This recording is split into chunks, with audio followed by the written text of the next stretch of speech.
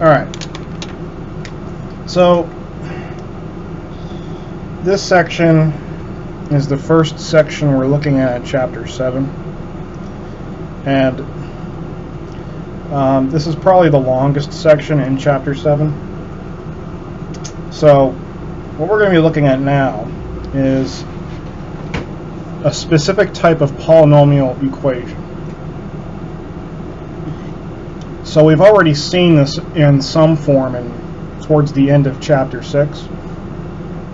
The last section in Chapter 6 we looked at solving all kinds of polynomial equations. But here we're going to look at a specific polynomial, quadratics. So remember, a quadratic takes this form.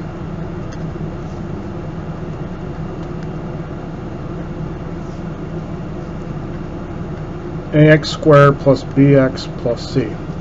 So what we're essentially doing in this Chapter 7, now it's an equation because I've made it equal to something, or 0, right? Chapter 7 is devoted to solving this kind of equation and all the different ways we could do it. And the ways we could solve this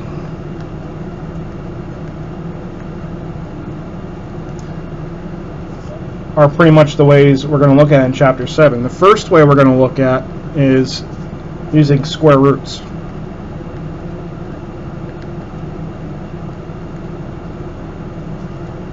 And there's two other ways we're going to look at, which are in the other sections in this chapter. Another way you may have heard of already is called completing the square.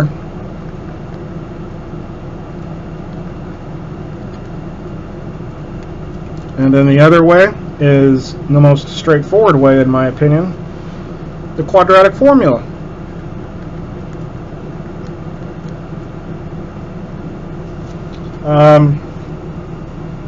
But for the time being, we're just using square roots to solve specific quadratic equations. Now, when we're using when we're using quadratic equations with the square root method, in order for that to be the case, we need what we call perfect square quadratics. I'll talk a little bit more of that in a bit, but I just want to mention that now. What do we mean by perfect square quadratics? Well, you'll see. I should write quadratic equation.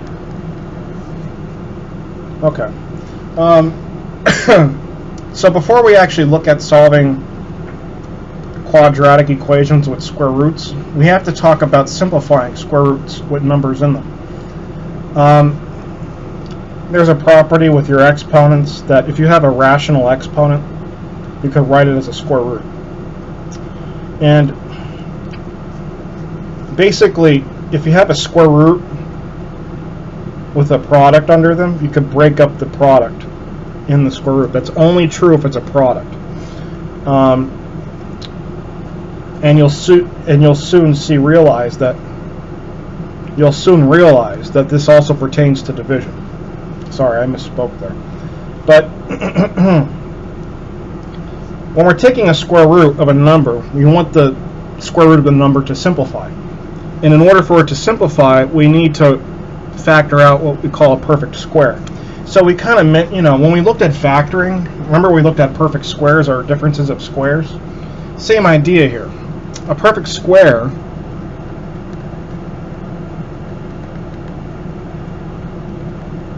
is a number squared. So 2 squared is 4. 3 squared is 9. 4 squared is 16. 5 squared is 25, and so on. So these numbers here, 4, 9, 16, 25, they're perfect squares. 36, 49, and so on. We want to see if we could factor those numbers out of a number underneath a radical symbol by using this property, and see if we could reduce the number, simplify it. So, if I look at these numbers right here, so if I look at these examples, I want to simplify these numbers. So, 12 is not a perfect square, right? So I want to see if I can factor a perfect square out of this. So how do I do that? Well, I do a factor tree, really. So 12, can I think of a perfect square that goes into 12? Yeah, right here, number 4. How many times does 4 go into 12? 3 times. Except I'm not dealing with 12, I'm dealing with the square root of 12, right?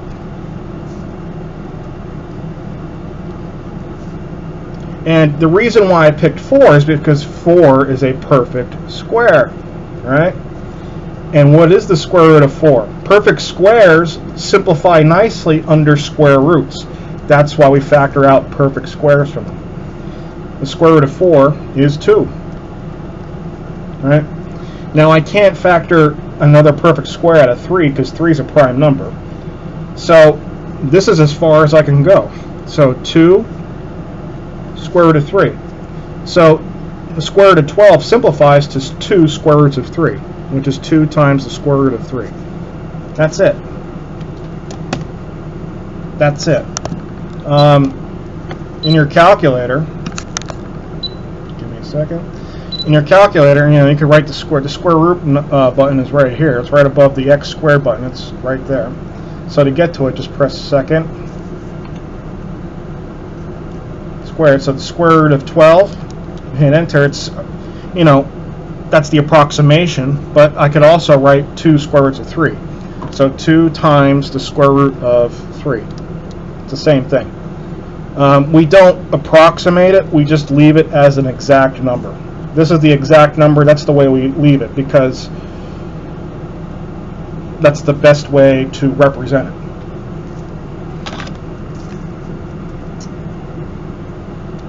All right, let's look at the next few. So square root of 75.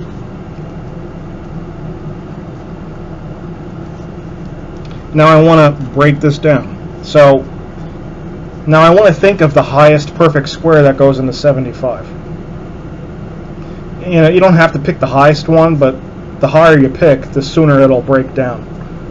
Well, 25 probably goes into 75, right? It goes into it 3 times, right? So the square root of 25 times the square root of 3. But what is 25? The square root of 25? It's 5.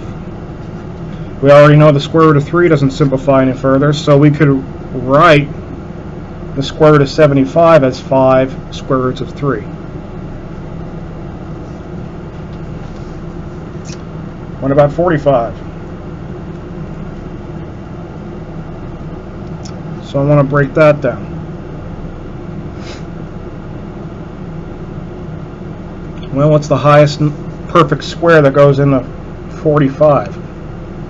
Does 9 go into 45? Yes, it does. How many times? 5.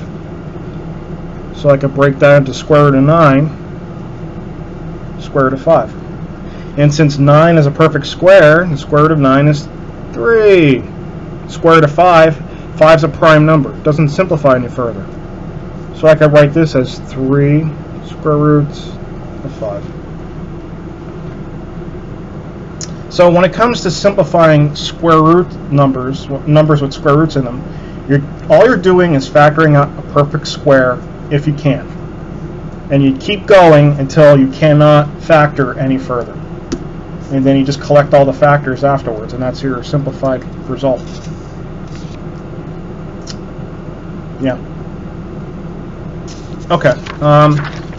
So if I go to the next page, so like I said, this also applies to division.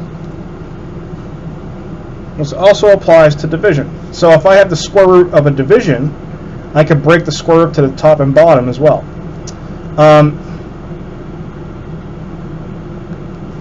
This is very similar to what I just mentioned on the first page. Now, we need to do what's called rationalize the denominator, which means we cannot have square roots in the denominator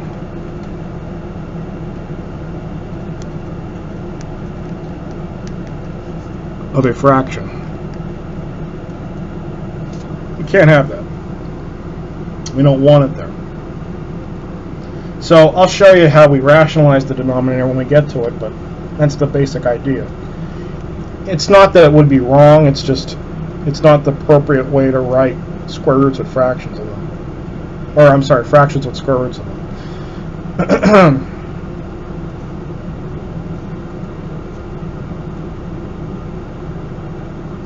Okay. So I have 3 over the square root of 7. Well, first of all, what I have here is exactly what I don't need, right? So I need to rationalize the denominator here.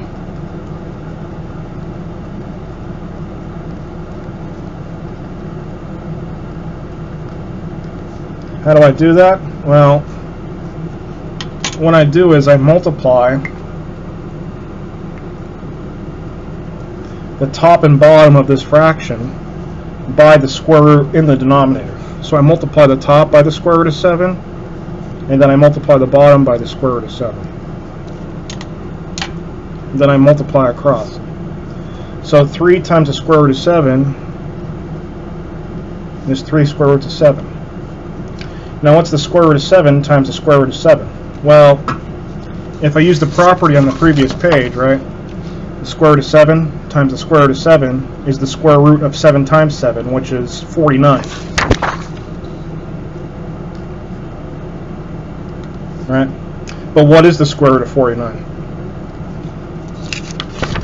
49 is a perfect square, right? 5 squared is 25, 6 squared is 36, 7 squared is 49. So the square root of 49 is 7.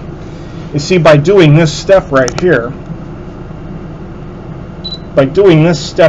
rationalizing the denominator, right, I get rid of the square root in the denominator. So that's why we do that. So then the top is still 3 square roots of 7. Now this doesn't cancel out here. I can't do this. I can't go, cross that 7 out with this 7. That's not true, because this is the square root of 7. This is just 7. So that's it. That's how this number is the exact same as this number. The only difference is we rationalize the denominator, because that's the rule of thumb with simplifying these numbers. Okay, number 2 is very easy. Actually, this one's easier than the first one.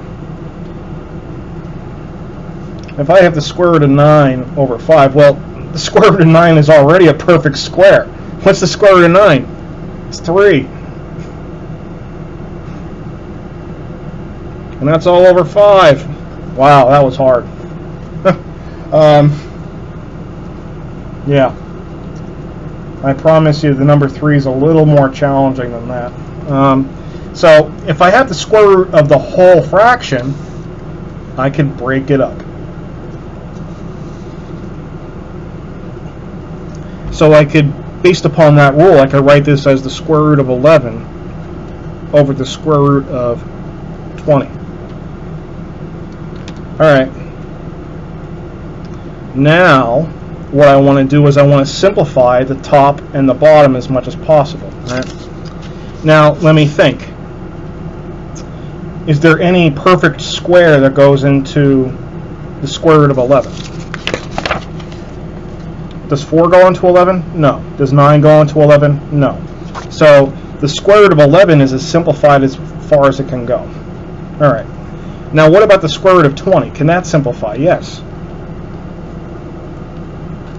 That could break up. I could think of a perfect square that goes into 20. 4, for example. So I can factor that out of 20 and have 5 left over. And we know the square root of 4 is 2. We know that 5 is a prime number, so that doesn't reduce any further. So this reduces to the square root of 11 over 2 square roots of 5. Alright, but we're not done yet. What's wrong here? I need to rationalize the denominator again, because I have a square root in the denominator, right? I have a square root in the denominator. So I need to rationalize the denominator. So to do that, I'm going to multiply the top and bottom by 2 square roots of 5 over 2 square roots of 5.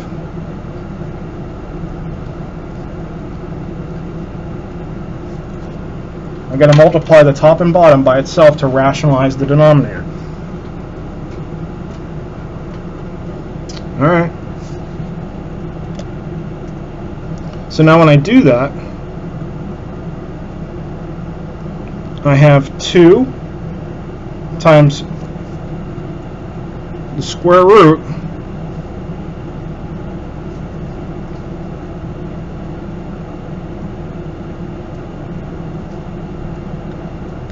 of 55 all over. Now what is 2 times 2? Well, that's 4. What's the square root of 5 times the square root of 5? Well, that's the square root of 25, which we know is 5. So let me just copy the numerator, and then I have 4 times 5. Right? Now what's 4 times 5? Well, that's 20. And the numerator is 2 square roots of 55. Now, I could keep going with this, Sometimes these problems can, sometimes simplifying these could take a little work, but it all works out in the end. So what's 2 over 20? Well, that's, 2 goes into 2 once, 2 goes into 20 10 times. So that reduces to 110. So this is 1 times the square root of 55, which is just the square root of 55 all over 10.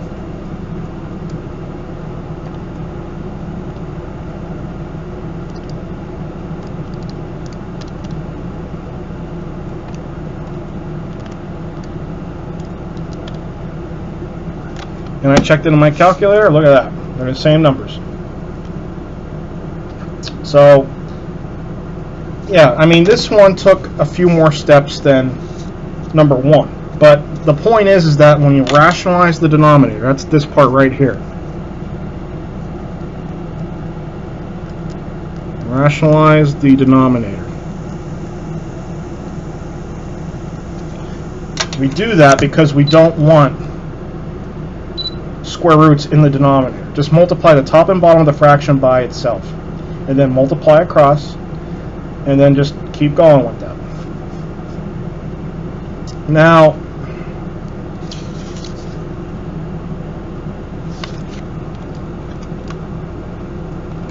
actually,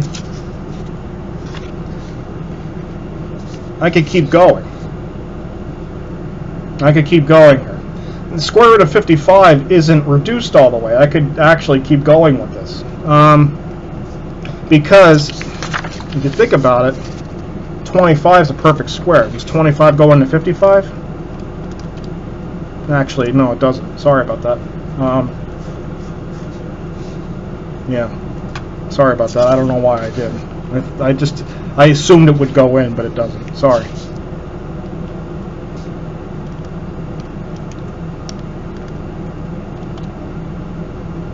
I was right. Yeah, my initial hunch was correct.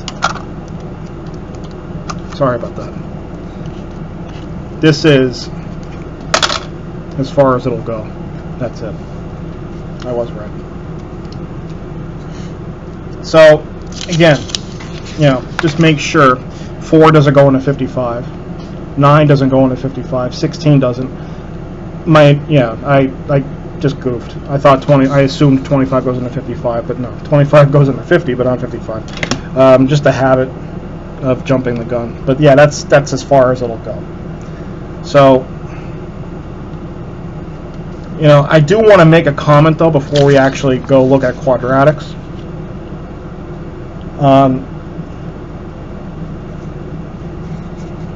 This is not true.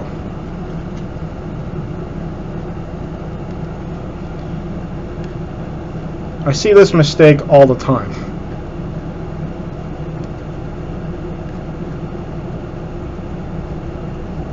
You cannot do that. You cannot do this.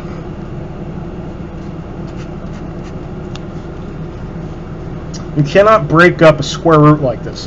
The only time you can break up a square root is if there's division or multiplication. That's why it's called the product property or the quotient property. That only applies to multiplication and division. You cannot do this for addition or subtraction. Do not do that. I see that mistake all the time. Alright. Sorry about that little goof there. So, let's look at the square root property.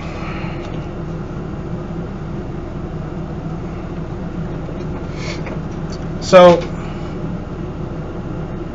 if I'm going to solve quadratics with perfect squares in them, I need to use the square root property. And what the square root property states is that if I have something that looks like this, if I have something like, let me say this, stuff with x, all raised to the second power. That means everything here is raised to the second power equals a number, right? If I have this, the square root property states that I could take the square root of both sides of the equation, and what will happen is the square root and the square cancel out, so that all I'm left with is the stuff with x equaling the square root of a number.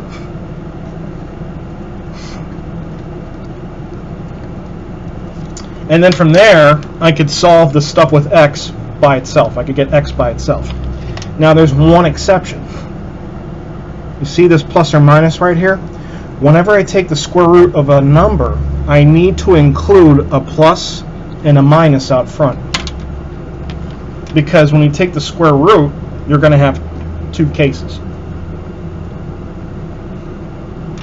And this note right here is just basically a demonstration of what I did right here. So let me jot this down here.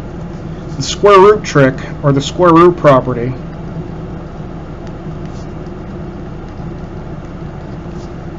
is useful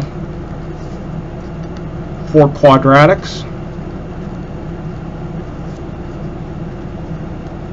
with perfect square terms.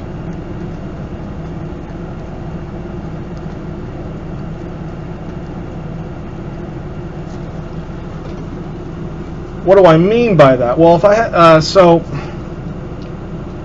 a perfect square quadratic is when you have a quadratic equation or a quadratic that factors to two identical factors. That's all it means. So you'll see what I mean when I do this example. So if I have a perfect square quadratic, that means both the factors are the same, which means I can write it as that whole thing squared. And then I can take the square root of both sides and get exactly what I had here that I just talked about right here. You take the square root of that, what happens to this square? It goes away, and I just have ax plus b equals the square root of the number, which gives me this.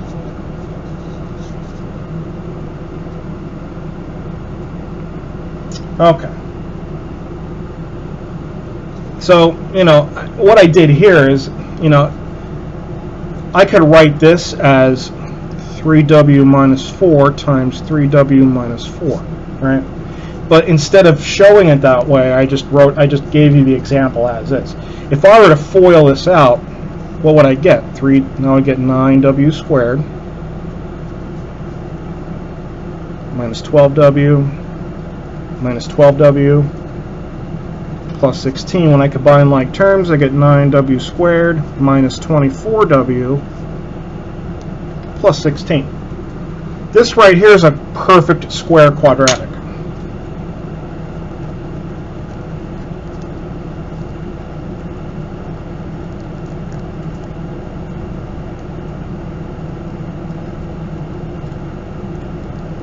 Yes, it's quadratic, but more importantly, it's a perfect square quadratic. Why? Because both of its factors are the same thing. And that's what we mean by a perfect square quadratic. Two identical factors. That means perfect square. Okay. The reason why I gave you this example already factored is because, well, finding the factors, since you already know how to factor quadratics, you can imagine it would be a little challenge. It would make this problem a little longer than it should be. You'd have to find all the factors of 9 and 16 and find all the pairs that would give you negative 24. That takes a lot of time. So the important thing I want to show you here is how to actually solve this with the square root property. So again, since everything here is to the second power,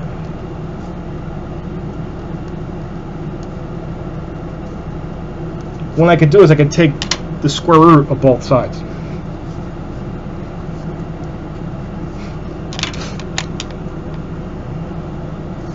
So I know I cut off there, sorry about that, but the square root of this squared, they cancel out. So all I'm left with is 3w minus 4 equals, now because I took the square root of this, right, I have a plus or minus square root of 36.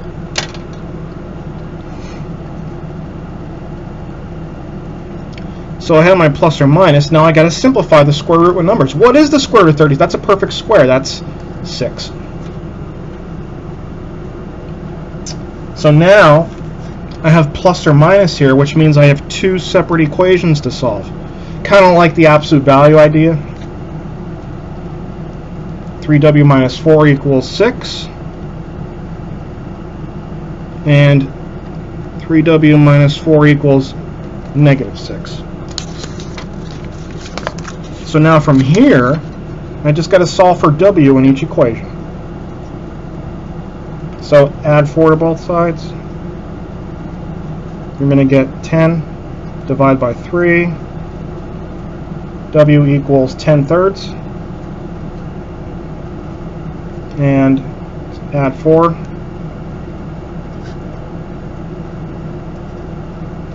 So negative 6 plus 4 is negative 2.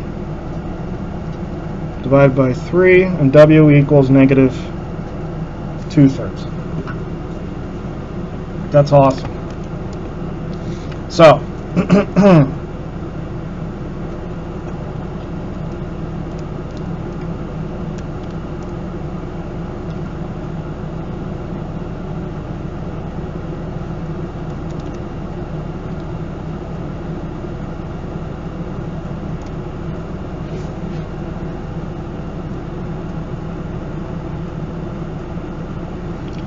my solution set. So here's the thing. You should check your solutions. I will go through that here with you because it's a good habit to form, but you should check your solutions.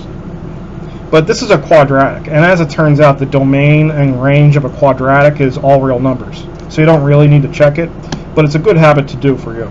So 10 thirds, so alright, fraction, 10 thirds, store that in for x, and enter. Let's type in the left hand side. So 3x minus 4 quantity squared gives me 36. Excellent. So 10 thirds, that works. I check that off, so negative 2 thirds, let's try that. Parentheses, negative 2 thirds, store that in the x, and let's type in the left hand side again, so 3x minus 4 quantity squared, 36, which works as well. So my solution set are the values negative 2 thirds, 10 thirds. Easy peasy. So yeah. So again, this example, not too Everything here is to the second power. So, you know, if I were to FOIL this out and go through that, you would see another perfect square quadratic. But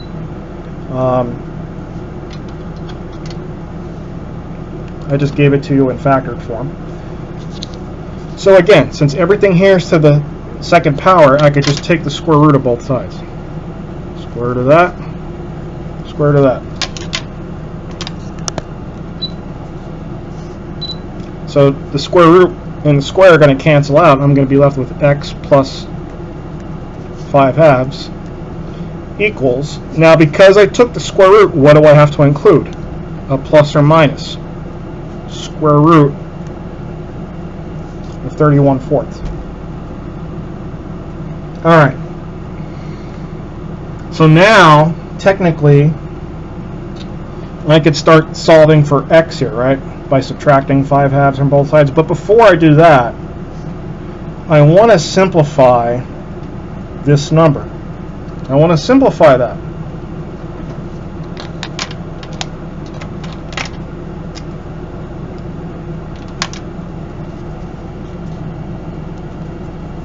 I want to simplify this number. So how do we simplify that? Well, what did we learn earlier in this section? If I have a square root of a number, I could break up the square root. 31, square root of 31, square root of 4. Alright. Well, the square root of 4 is a perfect square, so that's 2. And that's the square root of 31. Now, is there any perfect squares that could go into 31? Well, let's find out. So, the first perfect square is 4. That doesn't go into 31. The next one is what? 9. No dice. The next one is 16. That's no good either. I don't think it's going to work. So, the square root of 31 is as far as that could go. And since I don't have a square root in the denominator, I'm good. So, that's fine. That's not the solution, that's just what this number simplifies to. Right? I want to simplify that. Alright, so now what I have is plus or minus the square root of 31 all over 2. And that's still equal to x plus 5/2. So now that this is simplified, now I could solve for x. So I could break this into two equations. X plus 5/2 equals plus the square root of 31 over 2. And x plus 5/2 equals negative square root of 31 over 2. So now when I solve these equations, so I'm going to subtract 5/2 from both sides.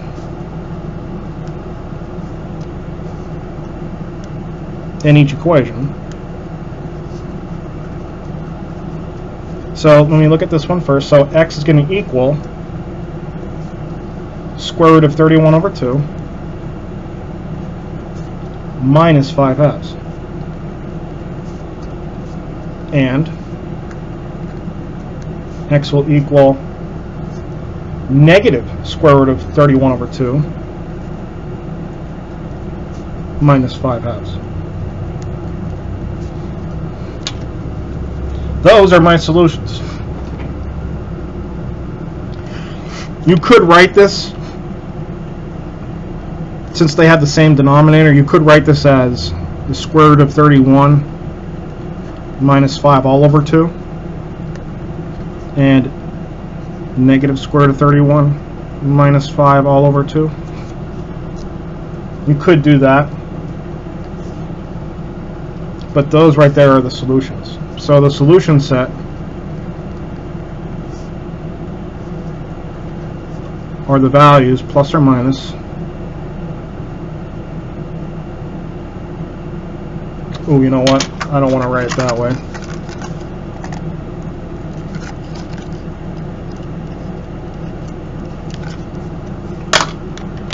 Sorry about that. I'll write this as the square root of 31 over 2 minus 5 halves, comma, negative square root of 31 over 2 minus 5 halves. So instead of writing these as approximations in your calculator, which you could do, you just got to be careful how you type them in. So you could write them separate fractions or like this. So I like to put parentheses. So second square root 31 outside minus 5 parentheses all over 2. And that gives, so that this one is approximately that value. But instead of approximating it, keep it exact. Right? And if I check that in my calculator, I took that number and I stored it into x. Right? If I type that in my original equation, so x plus 5 over 2,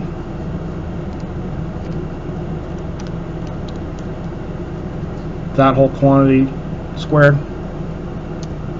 gives me 7.75. 31 over 4 was what? 7.75, which means that one works, and you can check that one works too. Alright, so this one isn't too much, there's a lot of simplification to do, but you have to understand that your solutions are not always going to be pretty. This is an ugly number. This is an ugly number as well, but those are the solutions nevertheless. So you're not going to have nice numbers as solutions, especially when we get to more complicated equations. Alright.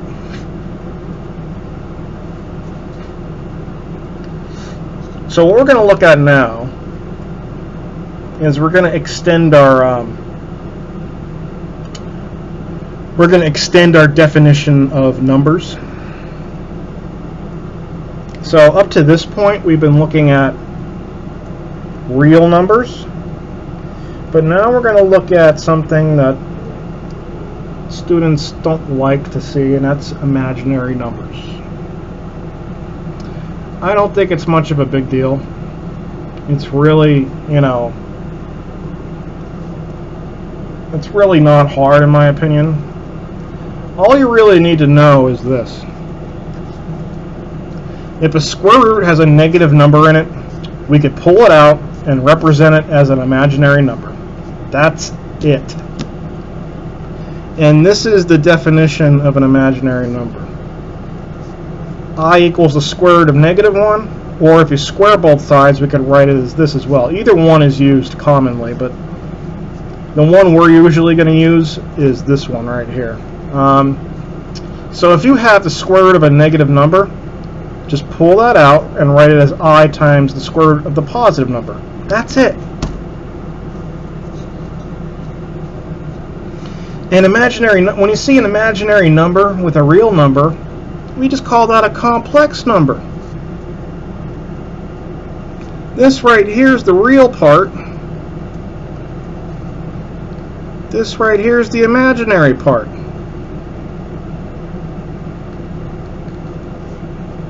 If we have a real plus an imaginary number, we call it a complex number. For example, the number 3 plus 2i. 3 is the real part, 2i is the imaginary part.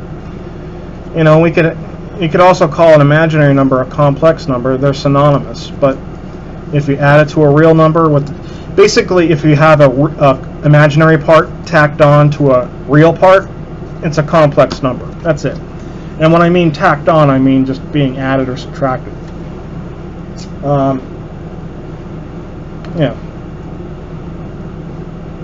So when I want to simplify this, right, before I start breaking it up, right, I want to realize that I have the square root of a negative number. So what I could do is I could just do this, right? Pull that negative number out.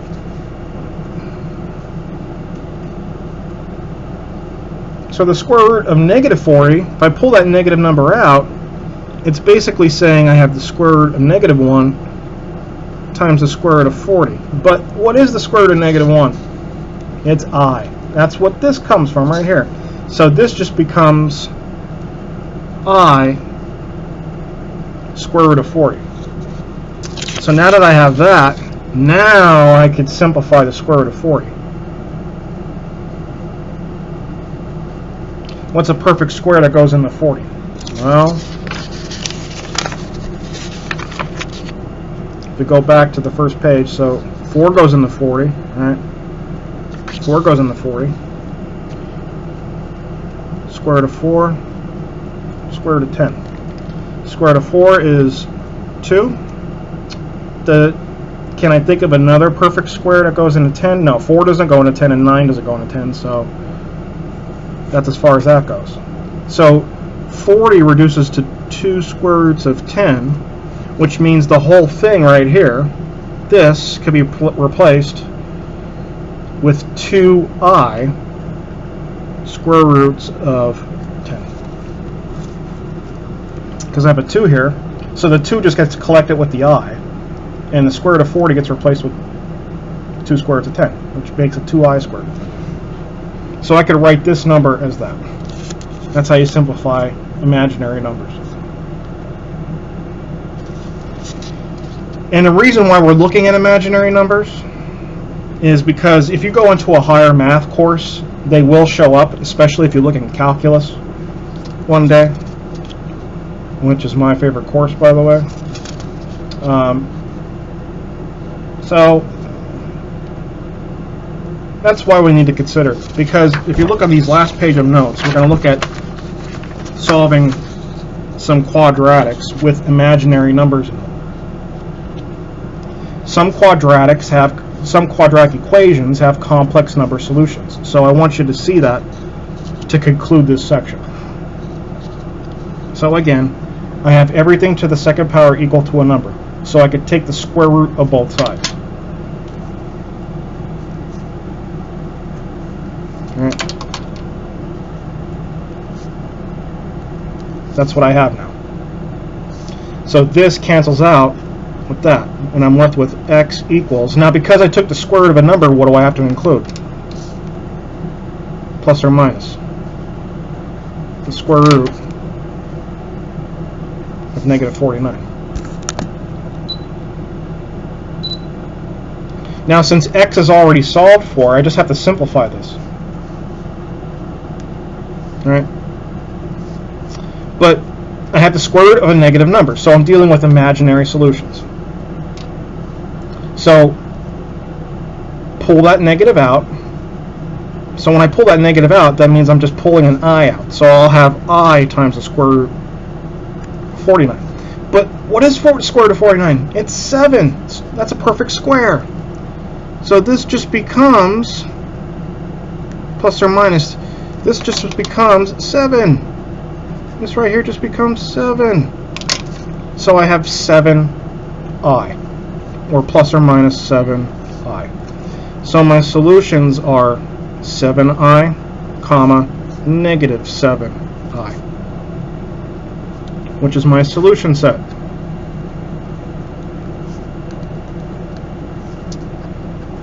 Negative 7i, comma, 7i. And you could actually use imaginary numbers in your calculator. I'll show you that. So to get imaginary numbers to show up in your calculator, you have to switch your calculator mode. So, you see the mode button right there? Press that. If you go down to your menu, you see right here, real, a plus bi. Hey, what's a plus bi? That's the form of a complex number. We just looked at that. Right? Look, a plus bi, that's a complex number. Your calculator can do complex numbers. So if I go over and hit enter, now my calculator is in complex number mode. This right here, that's actually called a polar number, so don't worry about that. You won't see that till trigonometry if you're going that far. So now that I'm in complex number, let's get out of that. So second, quit. So now when I type in numbers, they'll be written in complex form. So 3, enter. Basically what the calculator does is it treats complex numbers now. It includes real numbers and complex numbers instead of just real numbers. So if I type in negative 7i, negative 7, and you can actually find the imaginary number in your calculator. Let me see if where is it at? It's here. I know where it is. I just gotta find it. Where is it? It's on the calculator menu. Yeah, there it is. It's right above the decimal point. See that? I. So second decimal, we'll write I. So I could store that in for x, hit enter. Now if I type in x squared, I get negative 49, hey! And if I do the same thing for 7i, I'll get negative 49 as well. So yeah, you could go and check the solutions for complex numbers as well. Alright. Let's look at this one. So again, everything here is raised to the second power. Take the square root. Equals. Now what I'll do is I'll just put a plus or minus square root there right off the bat because I'll have to do that anyway. Now I have x plus 3 quantity squared equals plus or minus the square root of negative 20. Alright. Square root of that squared cancels out. So I have x plus 3 on the left equals plus or minus the square root of negative 28. Uh-oh, what do I need to do? I need to simplify this thing, right? I need to simplify it. Let's do that. And the red marker doesn't want to work. So the first thing that you should do is bring out the negative, right? So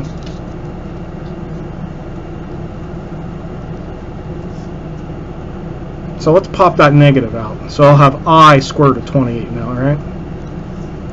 Now I want to reduce the square root of 28. What's a perfect square that goes into 28? Well, you could use your calculator, right?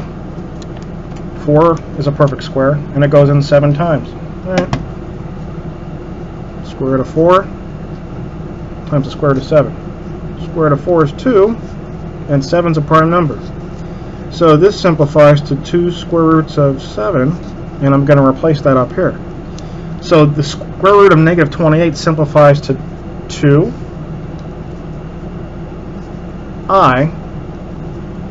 square roots of 7. Because I have a 2 here, I have an I from here, from the negative, square root of 7. So now when I go back to my problem, I have plus or minus 2i square root of 7.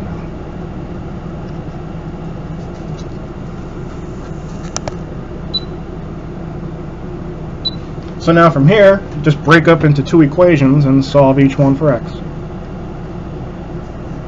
So positive 2i square root of 7.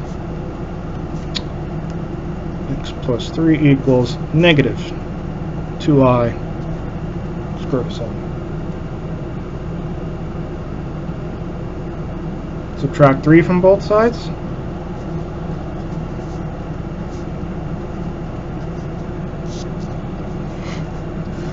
So now I'll have x equals 2i square root of 7 minus 3. Be careful not to write that underneath the radical symbol. And x equals negative 2i square root of 7 minus 3. Boom. So my solution set is those two numbers, comma,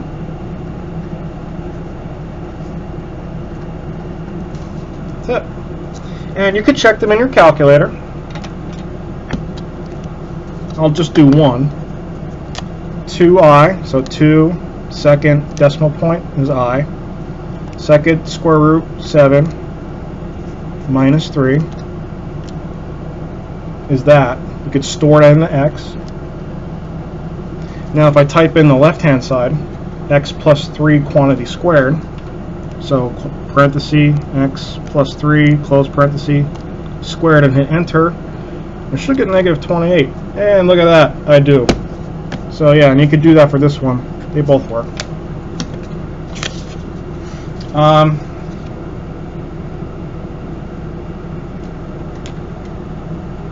Let's look at the last one.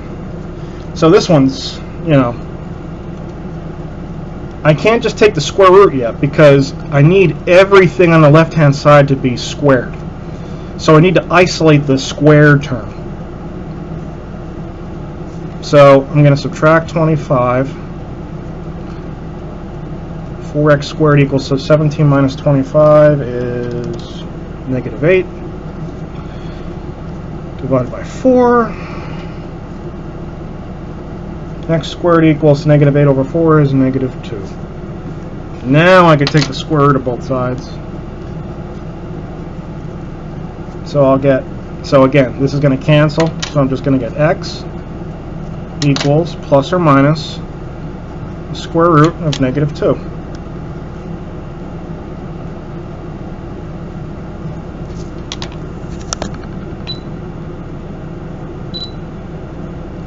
Now, I have to simplify this, right?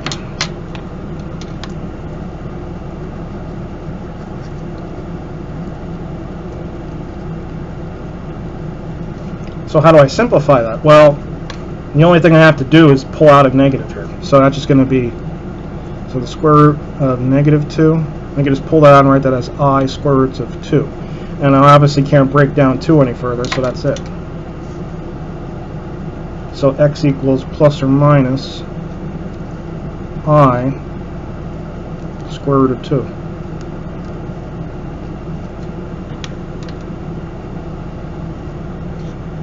And those are my solutions. So my solution set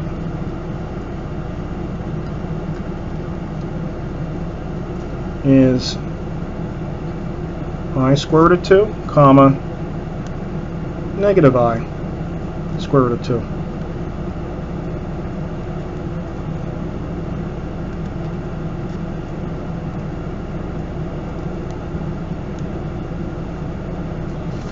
My pen tip bent.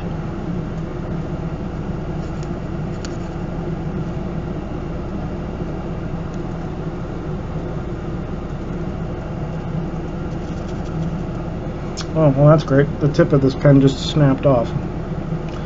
Lovely.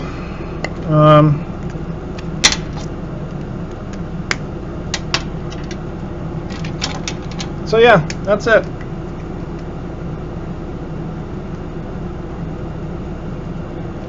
Those are the solutions. So again, you could check that in your calculator, but that's how you solve quadratics with the square root property. Everything needs